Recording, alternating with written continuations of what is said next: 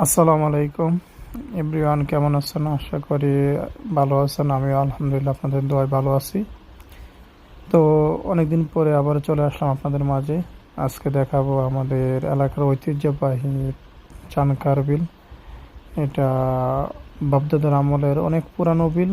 আর এই বিলের পানি আমাদের দেখা সত্ত্বেও বা আমাদের দাদাদের কাছ থেকে শোনা সত্ত্বেও এখন পর্যন্ত জানি না, কোনোদিন শুকায় নাই। তো এটা 12 মাসই পানি থাকে ফিল্টার মধ্যে। আর এটার মধ্যে মোটামুটি অনেক ইতিহাস আছে। আমরা যতটুকু শুনছি দাদাদের কাছ থেকে বা যারাদের কাছ থেকে যতটুকু শুনছি, এটার কিন্তু অনেক ইতিহাস আছে। যে এটা বিল থেকে অনেক কিছু আগে পুরাতন অনেক কিছু দিত।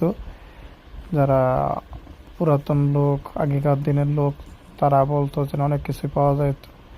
কিন্তু এখন যে পরিবেশ হয়েছে, এখন পানি ব্যবহার উপযোগীও নয়। আর বিলের মধ্যে এখন চলাফেরা করাটাও আগের মতো এত উপযোগী নয়। কিন্তু বিলটা মোটামুটি এমনি মাছ চাষ করা হয়। এখন বর্তমানে মাছ চাষের জন্য খুবই উপযোগী। আর বর্তমানে মাছ চাষই করা হয়, অন্যান্য দিক দিয়ে খুবই কাজ কম করা হয়। কারণ আগে আমাদের এলাকার মানুষ সবাই গোসল করতো, তারপরে অনেকভাবে ব্যবহার করা হয়তো বিলটা।